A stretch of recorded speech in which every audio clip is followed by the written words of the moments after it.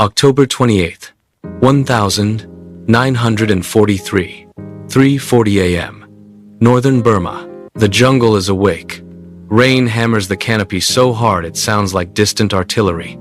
Thick mud pulls at boots. Diesel engines cough and groan in the darkness. A convoy of American trucks inches forward along a half-finished dirt road carved into the mountainside. Their headlights are covered, glowing only as faint slits in the storm. One mistake here means death. To the left, sheer cliffs vanish into blackness. To the right, the jungle. And somewhere inside it, Japanese patrols. A driver wipes sweat and rain from his face. His knuckles are white on the steering wheel. The truck behind him carries ammunition. The one ahead carries fuel. If this convoy stops, an entire army stops with it. And thousands of miles away in China, soldiers are waiting for what's inside these trucks. Because this road, this muddy, broken strip of earth clawed through jungle and mountain, is China's last lifeline. 2 years earlier, that lifeline had been cut. In 1942, Japanese forces swept through Burma with terrifying speed.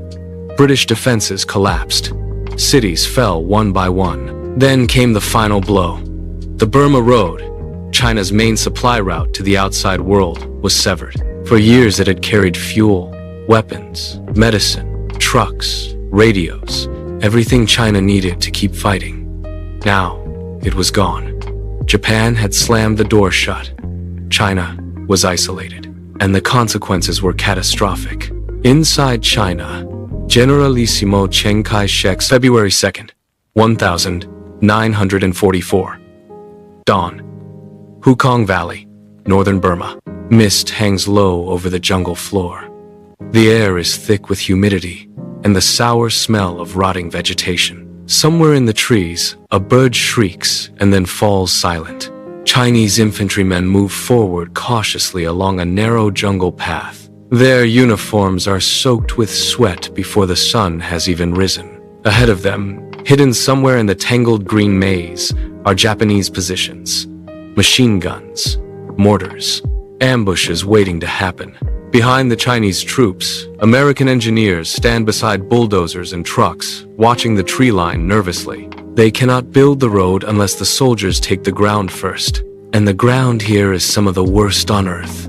The Allied plan was brutally simple. To connect the Ledo Road to China, Allied forces had to push across northern Burma territory firmly controlled by the Japanese 15th Army. Every mile of road would have to be fought for. The task fell to a strange and unlikely alliance. Chinese divisions, trained and equipped by the United States, American advisors, and engineers, and a growing force of Allied special units operating deep behind enemy lines. At the center of it all stood General Joseph Stilwell, determined to reopen the supply route to China no matter the cost. He called the campaign what it truly was, a war to build a road. The terrain fought them every step of the way.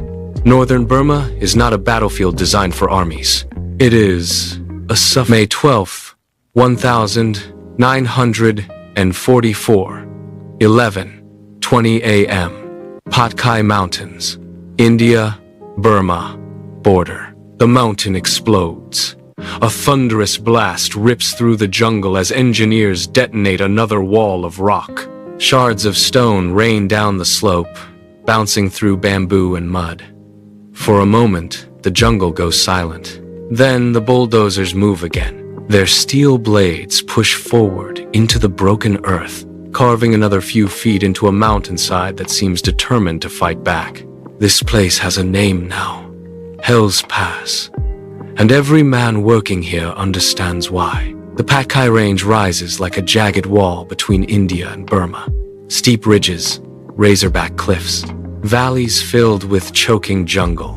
No one had ever attempted to build a modern military road through terrain like this, not even close. But the Ledo Road had reached the mountains, which meant there was only one way forward, straight through them. The work is relentless.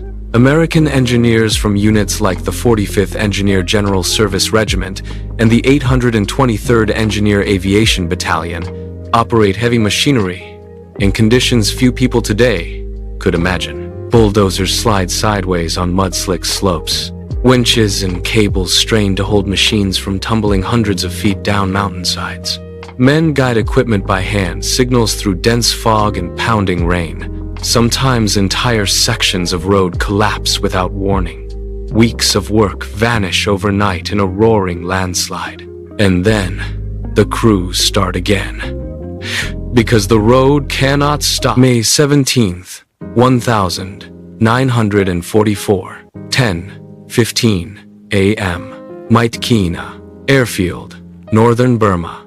The transport planes appear suddenly out of the clouds. C-47s roar low over the jungle, their engines echoing across the valley. Below them lies a long strip of dirt and grass, the Mountainside Airfield.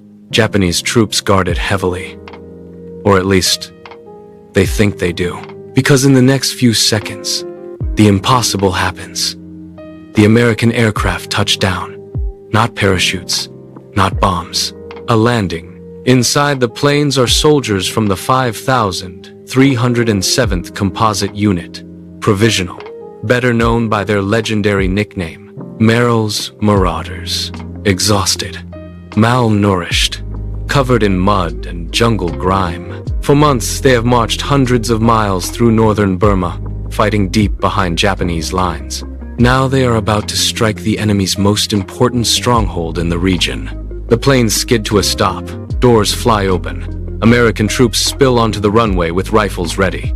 Within minutes, they overrun the shocked Japanese defenders. The airfield is captured. For a moment, it feels like a miracle. But the miracle doesn't last. Because the city of Mountainside itself still stands, and inside it are thousands of Japanese soldiers determined to hold their ground. The battle quickly turns into a siege. American forces dig into defensive positions around the airfield while Chinese troops begin advancing toward the city. The Japanese counterattack again and again. Mortar shells fall day and night. January 12, 1945, 8 a.m. Lado, Assam, India. Engines rumble in the cold morning air. A long line of olive-drab trucks waits beside the newly completed road. Their cargo beds are stacked with crates, ammunition, fuel drums, medical supplies, spare parts. Drivers climb into their seats, some light cigarettes. Others stare quietly at the road, disappearing into the jungle ahead. For more than 2 years, thousands of men have fought, blasted, carved, and died to build this road. Now comes the real test. Can it actually work? A signal officer raises his hand, then lowers it. The convoy begins to move.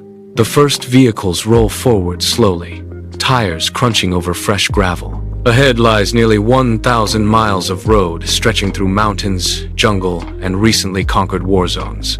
This route is now officially called the Stilwell Road, named after General Joseph Stilwell, the man who pushed the impossible project forward. But most of the soldiers still call it what it has always been, the Lido Road. And no one knows whether this convoy will actually make it. The trucks climb immediately into the Patkai Mountains. Drivers grip their steering wheels as they navigate tight switchbacks carved into steep cliffs. Below them, the jungle falls away in dizzying drops. Fog rolls across the road without warning. Sometimes visibility shrinks to just a few feet. Convoys move carefully. One mistake here could send a truck tumbling hundreds of feet down the mountainside.